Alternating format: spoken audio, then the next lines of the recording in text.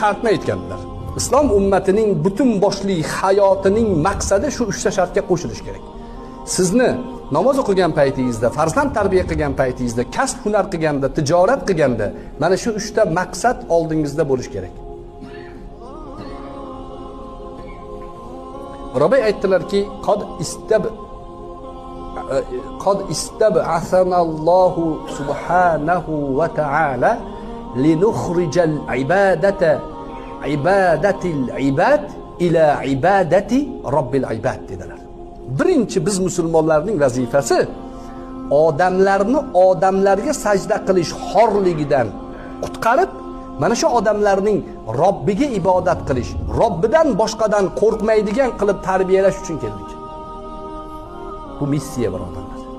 Shuni yaxshi o'rnatib oling, onalar, farzandga shuni o'rgating, tarbiya bering.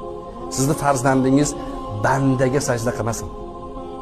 Devordan boshqa joyga orqasini o'girmasin. Qo'rqmasin. Iymonni shunday unga joylangki, bo'ldi, keyin xotirjamsiz. Allohdan boshqasidan qo'rqmagandan keyin hamma narsa undan qo'rqadigan bo'lib qoladi. Va min diqil adyan ila va min diqid dunya ila si'atil akhirah dedi. Ikkinchisi, islomning vazifasi dunyo torligidan chiqarib oxirat kengligiga olib chiqqani keldi.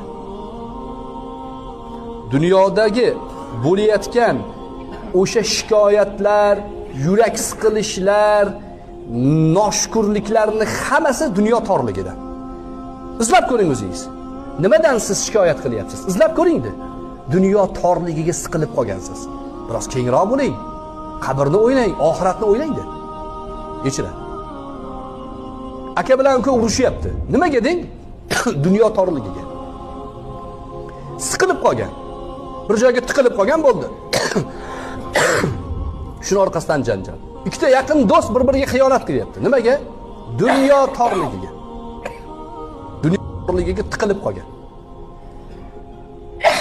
Xiyonat dunyo torligida. Yolg'on dunyo torligiga tiqilib qolgan. Birodarlar, agar oxirat kengligini qalbimizga sig'dirib olsak, dunyoni hammasini nima qilamiz? 3 taroq qilib qo'yamiz. Va min jawril adyan ila adilil islam. 3-chi missiya. Boshqa tizimlarning, boshqa ideologiyalarning zulmidan qutqarib, islomning adolatiga chiqargani keldik.